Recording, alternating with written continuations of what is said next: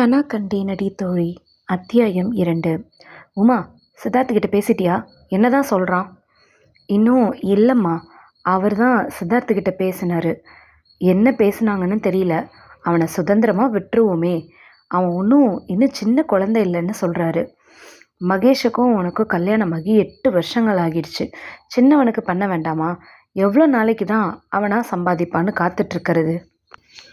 தன்னோட அண்ணனுக்கு ஒன்றை தேர்ந்தெடுத்தவன் தனக்கு ஒருத்தையை தேர்ந்தெடுக்க ஏன் இப்படி தாமதிக்கிறான்? அவன் மனசில் என்ன தான் இருக்குது? அவனோட தோழி தானே நீ. உங்ககிட்டயாவது அவன் உண்மையை சொல்வான் தானே? வயசான காலத்தில் எங்கள் பொறுப்புகளை எல்லாம் சரியாக முடித்தா தானே எங்களுக்கு நிம்மதியாக இருக்கும். பெரியவன் மருத்துவராக ஆசைப்பட்டான், இவன் கலெக்டர் ஆகணும்னு விரும்பினான். 2 பேருமே குடும்ப தொழிலுக்கு வரல. இருந்தும் கொஞ்சம் கூட முகம் சொல்லிக்காமல் நம்ம அனுமதிக்கலையா? ட்ராவல்ஸை மருமகனை வச்சு அவரோட அப்பா கவனிக்காமலா போயிட்டாரு. வீடு நிறைய பிள்ளைக இருந்தால் தாம்மா நல்லாயிருக்கும். நீயும் மகேஷும் ஒரு பிள்ளை போதுன்னு முடிவு செஞ்சிட்டிங்க. அண்ணன், தங்க, அக்கா, தம்பி, சித்தி, சித்தப்பா, அத்தை, மாமா, பெரியப்பா, பெரியம்மான்னு இருக்க உறவெல்லாம் ஒரு குழந்தை இருக்கிற குடும்பத்தில் அடுத்த தலைமுறைக்கு எப்படிம்மா கிடைக்கும்? ஏற்கனவே இயந்திர வாழ்க்கை மாதிரி ஆகிட்டுருக்கு. இதில் உறவுகளும் பிடிப்புகளும் குறைஞ்சி போயிடுச்சுன்னா துளிர்க்க வேண்டிய அன்பு மலராமலே வெறுமை ஆகிடாதா? மனநல பிரச்சனைகளும் நிறைய வரும். 7 தலைமுறைக்கு சொத்து இருந்தாலும் வெற்ற வாழ்க்கை வாழக்கூடாது. நாம் நம்ம சுற்றும் நட்பும் சூழ செழுமையாக வாழணும். மகிழ்ச்சியாக வாழ்கிறதுல தாம்மா வாழ்க்கையோட அர்த்தமே இருக்குது. வாழ்க்கையில் இன்ப துன்பங்கள் சமமாக சிரித்த முகத்தோடு ஏற்றுக்கணும். ஸ்ரீ கிருஷ்ணனை மாதிரி வாழ முடிஞ்சால் எவ்வளோ நிம்மதியாக இருக்கும். அந்த கடவுள் மாற்றத்தை சித்தார்த்த மனசில் ஏற்படுத்தட்டும் அப்படின்னு நான் காத்திருக்க போகிறதில்ல. இன்றைக்கி சாயந்தரம் கண்டிப்பாக தரகர் சொன்ன வீட்டுக்கு பொண்ணு பார்க்கத்தான் போகிறோம். அவனும் கண்டிப்பாக வரத்தான் வேணும். நான் சொன்னதா உன் நண்பன்கிட்ட கூறிடு. இன்றைக்கி என்னோட பேச்சை எப்படி மீறான்னு நானும் பார்த்துட்றேன். இன்றைக்கி தானம்மா வந்தான், அதுக்குள்ளே உடனே அவனை பொண்ணு பார்க்கறதுக்குன்னு இழுத்துட்டு போகணுமா? ஒரு 2 நாள் போகட்டுமே, அவரை சரி செஞ்சுக்கலாம். உமா, உன் குழந்தனை பற்றி உனக்கு சரியாக தெரியாது. 2 நாள் விட்டு படித்தா இல்லாத வேலையை காரணம் காட்டிட்டு மூட்டை முடிச்சு கட்டிட்டு கிளம்பிடுவான். எனக்கு எத்தனை வருஷமாக டிமிக்கி கொடுத்துட்ருக்கான். அவன் மனசில் யாராவது இருக்காலானாவது கேளேன். அழகும் அறிவுமா கம்பீரமாக 6 அடி உயரத்தில் போகிற இவனை பார்த்தா எத்தனை பேர் ஆசைப்படுறாங்க. அவங்களில் ஒருத்தரை கூடவுமா இவனுக்கு பிடிக்கல? சித்தார்த்தன்னு பெயர் வச்சா அந்த புத்தனை போல பற்றில்லாமல் போயிருமா என்ன? என் மருமகளை பார்க்க எவ்வளவு கனவு கண்டுட்ருக்கேன் தெரியுமா? என்னோட 2 மருமகளையும் 2 கண்ணு மாதிரி பார்த்துக்கணுன்னு ஆசைப்பட்றேன். என் சின்ன மாமியாருக்கு 8 மருமகள்கள். அத்தனை பேரையும் அருமையாக பார்த்துக்கிட்டாங்க. ஒவ்வொரு மருமகளும் அவரை அப்படி கொண்டாடுவாங்க. எனக்கு அப்போலேருந்தே என் மருமகள்களையும் நான் சிறப்பாக கொண்டாடணும்னு எனக்கு பேராசனை கூட வச்சுக்கோயேன். என் சின்ன மகனுக்கு தான் அம்மாவோட ஆசை புரியவே மாட்டேங்குது. ஆண் பிள்ளைங்களுக்கு பெண் மனசு சட்டுன்னு புரியறதில்ல. அவன் அப்பா, அண்ணன் ஒருத்தர் கூட என் கட்சிக்கு துணையாக வரவே மாட்டேங்கிறாங்க. நீயாவது அவனுக்கு என் ஆசையை எடுத்து சொல்லி புரிய வையேம்மா. தாய் இல்லாமல் வளர்ந்த எனக்கு மாமியாரே தாய் மாதிரி வந்திருக்கீங்க. உங்கள் நல்ல மனசுக்கு ஏற்ற மாதிரி எல்லாமே நல்லாதாம்மா நடக்கும். நான் சித்தார்த்துக்கிட்ட பேசுகிறேன், நீங்கள் கவலைப்படாதீங்க. அவன் மாடியில் தான் இருக்கான், போய் பேசேன். கலெக்டர் ஐயா கிட்ட மருமக வேணும்னு மனு கொடுக்க ஒரு வயசான அம்மா காத்துட்ருக்காங்கன்னு சொல்லு. யார் அந்த வயசான அம்மா? ஜானகி, உன்னோட துள்ளல் நடையை பார்த்து நான் சின்ன பொண்ணுன்னுலாம் நினச்சிட்டு இருந்தேன். ஆமாம், 50 வயசு டீனேஜ் பொண்ணு. நான் சொல்கிறத நீங்கள் தான் காதில் போட்டுக்க மாட்டேங்கிறீங்க. என் மருமகள்கிட்டையாவது ஆற்றாமையாக சொல்லிக்கிட்டு இருந்தேன். ஏன் ஜானகி மனசை போட்டு உலட்டிகிட்ருக்க? அதாவது நேரம் காலம் வந்தால் தானாக நடக்க போகுது. இப்படியே எவ்வளோ காலத்துக்கு நீ காத்துட்ருக்க சொல்கிறீங்க? எதுக்கோ நம்ம முயற்சி செஞ்சுட்டே இருக்க வேண்டாமா? அப்போ தான் காலம் கணிஞ்சு வரும்போது வெல்ல முடியும். அடி சக்க மகளே, உன் சமத்து. மகன் மனசை மாற்ற முயற்சி செய்யுமா. உமா, ஷர்ட் எங்கே வச்சுருக்க? இதோ வரேன். அவரை மருத்துவமனைக்கு அனுப்பிட்டு சித்தார்த்துக்கிட்ட பேசுகிறேன் அத்தை. சரிம்மா, போய் மகேஷை கவனி. சித்தார்த் லேப்டாப்பை ஆன் செய்தான். செய்ய வேண்டிய வேலைகளை கவனித்து செய்துவிட்டு விரல்கள் தன்னை எறியாமல் மடிக்கணினியை வருட அதில் ஓர் அழகான இயல்பான இளம் பெண் படம் வந்தது. எங்கே இருக்கு பெண்ணே? என்றைக்கு தான் என் முன்னாடி வருவ? உனக்காகத்தான் நான் காத்துட்ருக்கேன். அது உனக்கு புரியுதா? உன் மனசில் நான் இல்லையா? வினாடியில் மலை துளியைப் போல் என் மனசை நனைத்து விட்டு சென்று விட்டாய். உலகத்தில் எந்த சந்தோஷமான விஷயத்தை பார்த்தாலும் எனக்கு உன் நினைவுதானே வருகிறது. பூக்களை பார்த்தாலும் குழந்தையின் சிரிப்பை பார்த்தாலும், தழும்பி கரையை நனைக்கும் நீரை பார்த்தாலும் நீதான் என் கண்முன்னே வருகிறாய். எப்படி எதற்கும் மசியாத என் மனதை உன்வசப்படுத்தினாய்? நான் இப்படி தவிப்பது உனக்கு தெரியுமா? உன் மனதிலும் அன்பிருந்தால் நீ என்னிடம் வந்து சேர்ந்து விடுவாய்தானே? உன்னை முதலாய் சந்தித்த தினத்தை நினைக்காத நாளே இல்லை. தலைநகரத்தில் குடியரசு தின அணிவகுப்பில் தேசிய மாணவர் படை சார்பாய் கலந்து கொள்ள வந்திருந்தாள். சித்தார்த் வடகிழக்கு மாநில முதலமைச்சருடன் பிரதமரை சந்திக்க வந்திருந்தான். அவன் நண்பன் சுனில் தேஷ்முக்கின் சகோதரி வீட்டிற்கு சென்றிருந்த பொழுதுதான் அவளை பார்த்தான். சித்தார்த், எப்படி இருக்க உன்னோட மாவட்ட நிர்வாகம்? வழக்கம் போல இடையூறுகள் இருந்தாலும் நல்லாவே போயிட்டுருக்கு. போடா, எனக்கு வெறுப்பாக இருக்குது. சில சமயம் இல்லை, பல சமயங்களில் அரசியல்வாதிகளை கையாளுறதுல மிகுந்த சிக்கல் நிறைஞ்ச விஷயமா இருக்குது. பிடிக்காத செய்யக்கூடாத விஷயத்தை செய்ய நேரும்போது மன உளைச்சல் அதிகமாகுது. நீ கொஞ்சம் கவனமாக இருடா. தீவிரவாதிகள் பிரச்சனை வேற உள்பகுதியில் இருக்குன்னு சொல்கிறாங்க. இருபுறமும் கூரான கத்தியை கையாளும் கவனத்தோடு செயல்படுகிறேன். பிரச்சனையும் தீரணும், இழப்பும் இருக்கக்கூடாதுன்னு முயற்சி பண்ணிக்கிட்டு இருக்கேன். இருவரும் பேசிக்கொண்டே வீட்டிற்குள் செல்ல முயன்ற பொழுது, துன்பம் நேர்கையில் யாழ் எடுத்து நீ இன்பம் சேர்க்க மாட்டாயா பாடல் ஒலித்தது.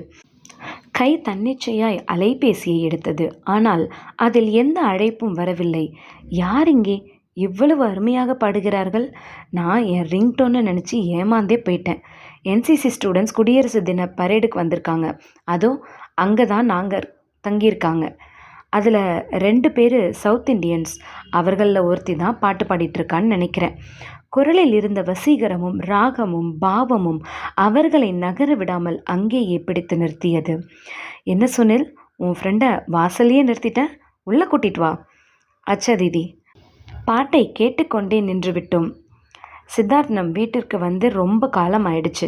இப்படியே நின்னா அம்மா என்கிட்ட கோச்சிப்பாங்க. சீக்கிரம் உள்ளே வாங்க, பாட்டை எப்போனாலும் கேட்டுக்கலாம். டெல்லியிலேருந்து நிறைய தமிழர்களும் இருக்காங்க. அழகான அருமையான பாடல் பாடுறவங்கள டிவி ஸ்விட்ச் ஆன் பண்ணாலே பார்த்துக்கலாம், கேட்டுக்கலாம். அதான் சேனலுக்கு சேனல் பாட்டு போட்டி நடந்துட்டுருக்கே. சரிதான் என இருவரும் சிரித்தவாறே உள்ளே சென்றனர். கிட்டத்தட்ட 1 மணி நேரம் கழித்திருக்கும். வாசலில் ட்ரம்ஸ் ஒலியுடன் ஊர்வலம் செல்லும் சத்தம் கேட்டது. விசாகா கல்யாண ஊர்வலம். மாப்பிள்ளை போகிறாருன்னு நினைக்கிறேன். வாங்க பார்க்கலாம். இங்கிருந்து 3வது வீடு தான். மாடியிலேருந்து பார்த்தா நல்லா தெரியும். சுனில் சித்தார்த்துடன் பால்கனிக்கு சென்றான். ஹே, அதோ அவளை பாரேன். அவ தான் பாட்டு பாடியிருப்பான்னு நினைக்கிறேன். சவுத் இந்தியன் பொண்ணுங்களே க்யூட் தான். இவர்களுக்கு மறுபுறம் அவள் தன் தோழிகளுடன் நின்றிருந்தாள். சட்டென மின்சாரம் துண்டிக்கப்பட்டது. கல்யாண வீட்டிற்கு அருகில் இருந்த வீட்டில் திடீரென தீப்பிடித்து எரிய ஆரம்பித்திருந்ததை அப்போதுதான் கவனித்தார்கள். அந்த வீடும் கல்யாண வீட்டினரை சேர்ந்ததுதான். நல்ல வேளை அங்கே ஒருவரும் இல்லை. எல்லோரும் இங்கே நின்று கொண்டிருந்தனர். அப்போதுதான் அவள் கத்தினாள். ஐயோ குழந்தை! அனைவரின் கவனமும் அங்கே செல்ல 2.5 வயது குழந்தை ஒன்று தீப்பிடித்த வீட்டின் மாடியிலிருந்து வெளியே வர முடியாமல் அழுவது கேட்டது. எல்லோரும் தவித்த பொழுது அவள் மாடியின் மீது ஏறிவிட்டிருந்தாள். குழந்தையை தாவி தூக்கி கொண்டாள். ஆனால் திரும்பவும் மாடிப்படியின் வழியே வர முடியாமல் தீச்சுவாலை அங்கு சூழ்ந்து விட்டிருந்தது. சட்டென அவள் செயல்பட்டாள். அந்த அறைக்குள்ளிருந்து திரை சீலையை உருவி முறுக்கி கயிறாக்கி மாடி கைப்பிடி சுவற்றின் பூ இடைவெளியில் இறுக்கி கட்டினாள். பின்பு அதை பற்றி கொண்டு மிக லாவகமாய் குழந்தையுடன் கீழே இறங்கலானாள். அது கீழே இறங்க போதுமான உயரம் இல்லைதான். இருந்தாலும் தப்பிப்பதற்கு அதை தவிர வேறு வழியும் இல்லை. கீழே விழுந்தாலும் குறைந்த உயரத்தில் இருந்துதான் விழ நேரும். ஆனாலும் குழந்தையை எப்படியும் காப்பாற்றி விடலாம் என நம்பிக்கையுடன் அவள் செயல்பட்டாள். சித்தார்த் வேடிக்கை பார்த்து கொண்டு நிற்கவில்லை.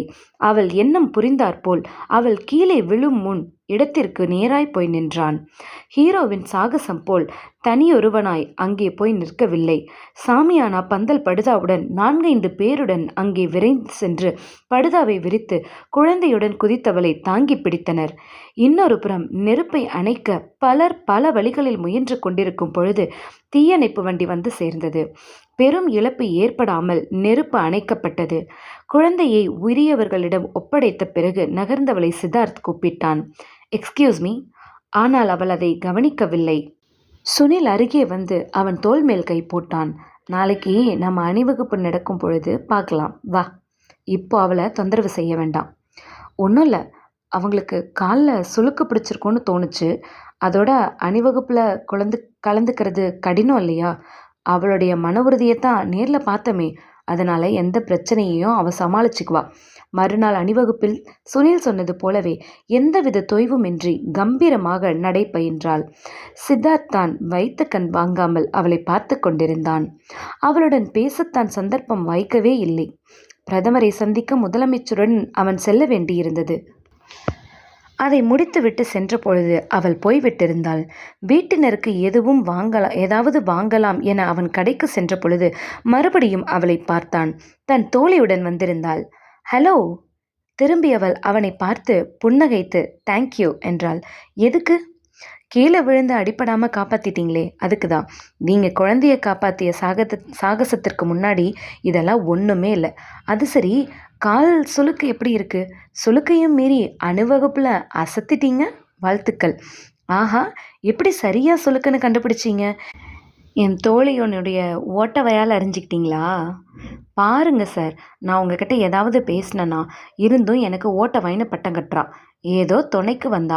ஒரு புடவை வேண்டாம், என் செலவில் ஒரு கர்ச்சீஃப் கூட வாங்க மாட்டேங்கிறா. அவள் சுளுக்கு இன்னும் சரியாகலை. இருந்தும் வெற்றிகரமாக அணிவகுப்பை முடிச்சிட்டா. இன்றைக்கி நைட்டு நாங்கள் ஊருக்கு புறப்படணும். அதுக்கு முன்னாடி கல்யாண வீட்டில் நாங்கள் அவசியம் வரவேற்பில் கலந்துக்கணும்னு சொல்லி அன்புடன் வலியுறுத்தியிருக்காங்க. அதுக்கு தான் எனக்கு புடவை வாங்க வந்தோம். இவளை ஒன்று வாங்கிக்க சொன்னால் ரொம்ப பிகு பண்ணுறா. கொள்கையை யாருக்காகவும் விட்டு கொடுக்க முடியாது கண்மணி. அடப்போ, பெரிய கொள்கை. தோழிகளுக்கிடையே எந்த கொள்கையும் குறுக்க வரக்கூடாது, தெரியுமா? நீங்கள் இருந்தால் இன்னும் ஏதாவது சொல்லிகிட்டே இருப்ப. முதல்ல கிளம்பு. சார், நாங்கள் வரோம். அவர்கள் சென்று விட்டார்கள். ஃபேண்டா ஆரஞ்சில் காஷ்மீர் சில்க் கண்ணை பறித்தது. அதற்கு பொருத்தமாய் கருப்பு ஆரஞ்சு வண்ண சரிகை வேலைப்பாடு செய்த ரெடிமேட் பிளவுஸ் அவளுக்கு எத்தனை பொருத்தமாயிருக்கும். எண்ணிய மறு வினாடியே வாங்கிவிட்டான்.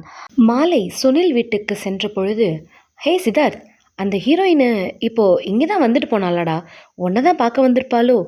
சின்னதாய் சித்தார்த் புன்னகைத்தான். நிஜந்தான், அவ கண்ணு ஒன்றை தான் தேடிச்சு. இன்னும் 2 பேரும் பேர் கூட தெரிஞ்சுக்கல, ஆனால் உன்னை கண் தேடுதே நிலைமைக்கு வந்தாச்சு. அது எப்படிடா? இன்னும் என்னால் நம்ப முடியல. நம்ம ட்ரைனிங் பீரியடில் உன் மேலே ஏறக்குறைய பைத்தியமாகவே சுற்றின தானியாக்கிட்ட இருந்து நீ இயல்பாக விலகிட்ட. ஆனால் எப்படி ஒரு வினாடி பார்வையில் இவ உன்னை அவ்வளோ கவர்ந்துட்டான்னு எனக்கு ஆச்சரியமாக இருக்குது. நீ மறக்க முடியாது மச்சான். சின்ன வயசுலேருந்து நான் உன் கூடவே இருக்கேன். எனக்கு உன்னை பற்றி தெரியாதா? ஆனால் என் வீட்டுக்கு வந்து 5 வருஷமாச்சு. வலுக்கட்டாயமாக அக்கா வீட்டுக்கு உன்னை கூட்டிகிட்டு வந்தேன். நடக்கட்டும் நடக்கட்டும். அட சும்மா இரு சுனில். சரி சரி வா, கல்யாண வீட்டிலேருந்து 4-5 முறை ஆள் வந்துட்டாங்க கூப்பிடுறதுக்கு. அந்த சாக்கை வச்சு உன் ஆளையும் பார்த்துட்டு வந்துடலாம். மறுக்கவே தோன்றாமல் சுனிலுடன் சென்றான். உள்ளே நுழைந்ததும் கண்கள் அவளை தேடின.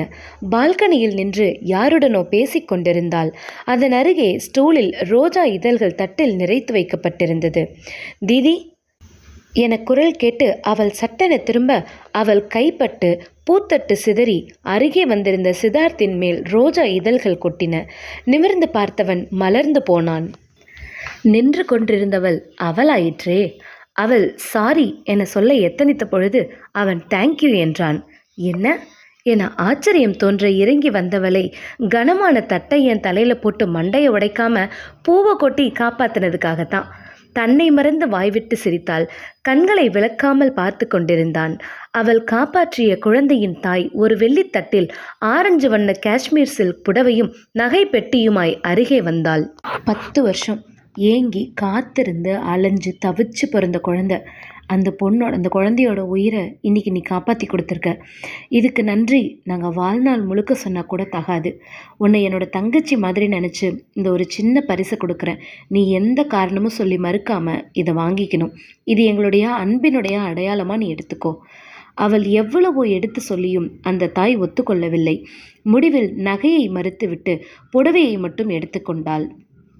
புன்னகையுடன் சித்தார்த் அந்த பெண்மணிக்கு நன்றி சொன்னது அவள் காதில் விழுந்தாலும் காரணம் புரியவில்லை. ஆடல் பாடலுடன் விழா நிகழ்ச்சி களை கட்டியது. சின்னவர் பெரியவர் வயது வித்தியாசமில்லாமல் அனைவரும் ஆடி பாடினர். அவளும் அக்கேலி தும் என பாடினாள். வாரே வா என கைத்தட்டி ஆரவரித்தனர். அவள் புறப்படும் வரை சித்தார்த் அங்கேயே நின்று கொண்டிருந்ததை சுனில் உள்ளார்ந்த சிரிப்புடன் பார்த்து கொண்டிருந்தான். அவள் அவனிடம் வந்து விடை பெற்றாள். எப்படி செல்கிறாள் என்று விசாரித்துவிட்டு புகைவண்டி நிலையம் வரை சென்று கையசைத்து வழி அனுப்பியவனை சுனில் முதுகில் தட்டி, மாப்பிள்ள, நீ தலைக்குப்புற கவிழ்ந்துட்டன்னு இப்போதாண்டா புரியுது.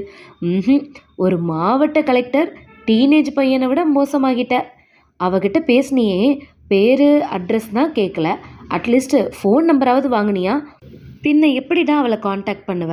டைம் பாஸ்க்காக பொண்ணுங்க கிட்ட நீ பழகிற ஆள் கிடையாது. அப்படி இருக்க இது என்னடா முட்டாள்தனம்? அவளோட மனசு தெரியாமல் நான் எதையும் முடிவு பண்ண விரும்பலை. அவளுக்கும் என்ன மாதிரி ஈர்ப்பு இருந்தா கண்டிப்பாக என்னை தேடி வருவா. அன்பு இருக்குமா? நிச்சயம் இருக்கும்னு நினைக்கிறேன். இருக்கும். அவள் கண்ணில் அன்பு தெரிஞ்சுது. அது பொய் சொல்லாது. அவளோட கண்ணு கண்டிப்பாக பொய் சொல்லாது. வாயிலிருந்து வர வார்த்தைகள் வேணும்னா வராமல் இருந்திருக்கலாம், ஆனால் கண்கள் பேசுச்சு. நான் வழி அனுப்பும்போது கூட வர்றதா சொன்ன உடனே அவளோட கண்களில் இருந்த துடிப்பை பார்த்தேன். விழி அசைக்காமல் வண்டி புறப்படுற வரைக்கும் என்னையே பார்த்துட்டு இருந்ததை உணர்ந்தேன். ரொம்ப தூரம் போகிற வரைக்கும் கூட அவளோட கையசைப்பு தொடர்ந்ததை பார்த்தேன். நான் மனம் உருகிற மாதிரி அவளும் மனம் உருகி என்னை தேடி வருவா. அது வரைக்கும் நான் காத்திருப்பேன். என்ன யோசனை என்று அன்று சுனில் கேட்டு அதே கேள்வியுடன் எதிரே உமா நின்றிருந்தாள். பழைய நினைவுகளின் கனவில் ஆழ்ந்திருந்த சித்தார்த் மூடியிருந்த கண்களை திறந்தான். தூக்கமா கனவா? நீ இப்போ ஃப்ரீ தானே? உங்ககிட்ட கொஞ்சம் பேசலாமா? உமா, அண்ணன் ஹாஸ்பிட்டல் கிளம்பிட்டாரா? நீ போகலையா? நான் இன்னைக்கு ஒரு நாள் போகலைன்னா ஹாஸ்பிட்டல் நிர்வாகம் ஒன்றும் கெட்டு போயிடாது. அத்தை உங்ககிட்ட பேச சொன்னாங்க. உமா, நீ ஹாஸ்பிட்டல் ஏதோ புதுசாக மாற்றம்லாம் பண்ணியிருக்கியாமே. அண்ணன் உன்னை ரொம்ப பாராட்டினாரு. உன்னை பற்றி பேசும்போது எவ்வளோ பெருமையாக பேசுகிறாரு தெரியுமா? அவர் உன் மேலே வச்சுருக்க அன்பு நாளுக்கு நாள் அதிகரிச்சுட்டே போகுது. இன்னொரு குட்டி இளவரசியோ இளவரசனோ இந்த வீட்டுக்கு வரப்போகிறாங்களா என்ன? அவள் முகம் சிவந்து போனது. நான் கேட்க வந்தா நீ என்ன திசை திருப்ப இப்படி பேச்ச மாத்திரியா? சித்தார்த், அத்தை ரொம்ப வருத்தப்படுறாங்க. உனக்கு கல்யாணம் பண்ணி வைக்க ஆசைப்படுறாங்க. நீ தான் பிடி கொடுக்கவே மாட்டேங்கிற. ஏன் இப்படி? உன் மனசில் யாராவது இருக்காங்களா? அப்படி இருந்தால் அவங்கக்கிட்டையாவது அல்லது என்கிட்டையாவது சொல்லி இருப்பியே. எங்கள் கல்யாணத்தை கூட நீ தானே நிச்சயம் பண்ணி நடத்தி வச்ச. விடு உமா, வேற ஏதாவது பேசுறதுக்கு இருந்தால் பேசு என்றவன் இந்த பேச்சிற்கு பயந்து கொண்டுதான் வீட்டிற்கே வராமல் இருந்தேன் என தனக்குள் எண்ணிக்கொண்டான். சித்தார்த், இந்த முறை நீ என்ன சொல்லியும் தப்பிக்க முடியாது. இன்றைக்கி சாயந்தரம் 6 மணிக்கு திருவான கோவிலுக்கு போகிறோம். அத்தை மட்டும் இல்லை, வீட்டில் இருக்க எல்லாருமே அதில் உறுதியாக தான் இருக்காங்க. அங்கே பெண் வீட்டை பார்க்க வர்றதா சொல்லியிருக்காங்க. அத்தை வாக்கு கொடுத்துட்டா அதை யாரும் மீறுறது அவ்வளோ சரியில்லை. கட்டாயமாக நீ அத்தையோடைய வாக்குறுதியை காப்பாற்றுவன்னு எனக்கு நம்பிக்கை இருக்குது. அமைதியாக நின்றவனிடம், யார் வீட்டு பெண்ணுன்னு கேட்க மாட்டியா சித்தார்த்? நம்ம கனகாத்த இருக்காங்கல்ல, சொந்தக்காரங்க. அவங்களுக்கு ஏதோ தூரத்து சொந்தமா. வீட்டுக்கு ஒரே பொண்ணா, நல்லா படிச்சிருக்கா, வேலைக்கு போகிறா, அதுவும் சொந்த காலில் நிற்கணும்னு. பொண்ணோட அப்பா ஏதோ பெரிய தொழிலதிபராம், அம்மா வீட்டு நிர்வாகம் பார்த்துக்கிறாங்க. உன்னை தங்களோட பையன் மாதிரி நினச்சி போற்றி புகழ்வாங்கன்னு சொல்லி தரகர் சொன்னார்.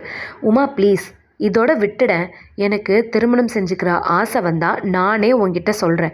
சாயந்தரம் என்னால் உங்கள் கூட வர முடியாது. பொண்ணு பார்க்க வந்தாலே கல்யாணம் பண்ணிக்கணும்னு எந்த கட்டாயமும் கிடையாது சித்தார்த். அம்மாவோட மனசு நோகாமல் இருக்கவாது சும்மாவாவது வந்துட்டு போ. அது சரியாக இருக்காது உமா. நான் பார்க்குற முதல் பொண்ணே என்னோட மனைவி. அதனால தான் நான் எங்கேயும் வர்றதில்ல. முடிஞ்சால் இந்த நிகழ்ச்சியை நீயே தடுத்துரு. இல்லைன்னா நீங்கள் மட்டும் போயிட்டு வாங்க. அது எப்படி? அம்மா கிட்ட நான் என்னன்னு சொல்லி இதை நிறுத்த முடியும்? அவங்க மனசை காயப்படுத்த என்னால் முடியாது சித்தார்த். நீ எனக்கு எப்படியாவது உதவி செய்யணும். பொண்ணை இப்போ சந்திக்கிறதுக்கு எனக்கு விருப்பம் இல்லைன்னோ, இயல்பாக இன்னொரு டைம் நான் வந்து பார்த்துக்கிறதாவும் சொல்லி சாயந்தரம் சந்திப்பை மட்டும் நிறுத்திடு ப்ளீஸ். அப்புறம் இன்னொரு விஷயம், நான் வீட்டில் இருந்தால் அம்மா என்னை கட்டாயப்படுத்தக்கூடும். அதனால் நான் வெளியே போகிறேன், ஃப்ரெண்டோட வீட்டுக்கு போகிறேன். அப்போ என்ன செய்கிறாங்கன்னு பார்க்குறேன் அம்மா. போ சித்தார்த், உன்னை புரிஞ்சிக்கவே முடியல. எனக்கு என்னவோ உன் மனசில் யாரோ ஒரு பொண்ணு இருக்கான்னு எனக்கு நிச்சயமாக தோணுது. நம்ம வீட்டில் யாரும் உன் விருப்பத்துக்கு குறுக்க இருக்க போகிறதே இல்லை. அப்படி இருந்தும் அதை சொல்ல ஏன் தயங்குற? உண்மையை ஏன் மறைக்கிற? அவனிடமிருந்து பதில் எதுவும் வரவில்லை. அவன் முகத்தை பார்க்க அதில் ஒரு மெல்லிய புன்னகை. பெருமூச்சுடன் நகர்ந்தாள் உமா. சித்தார்த் எதிர்பார்த்தது சரிதான். அவன் அம்மா அன்றைக்கு தன்னுடன் பெண் பார்க்க அழைத்து செல்வதில் உறுதியாய் இருந்தார். நண்பன் வீட்டிற்கு செல்ல இருந்தவன் அம்மா ஃபோன் செய்து அவனையும் தொந்தரவு செய்து விடுவார் என உணர்ந்து தன் எண்ணத்தை மாற்றிக்கொண்டு ஸ்ரீரங்கம் பெருமாள் கோவிலுக்கு சென்றான். செல்லை சுவிட்ச் ஆஃப் செய்துவிட்டு சக்கரத்தாழ்வாரை சுற்றி கொண்டிருந்தான். மனசுக்குள் ஏதோ ஒரு நிறைவு எழுந்தது. இனம் புரியாத பரவசம் தோன்ற சன்னதியை விட்டு வெளியே வந்தான். சுகந்தமான மனம் வீசியது. குளிர்ந்த தென்றல் மெல்ல வருடியது. சின்னதாய் தூறல் பன்னீராய் தூவ அப்போதுதான் அவளை கண்டான். புத்தம் புதிதாய் மலர்ந்திட்ட மலரைப் போல அவள் அவள் எந்த வினாடியும் நிமிடமும் நினைவிலிருந்து நீங்காத அவளேதான். மீண்டும் இந்த கதை அடுத்த அத்தியாயத்தில் தொடரும்.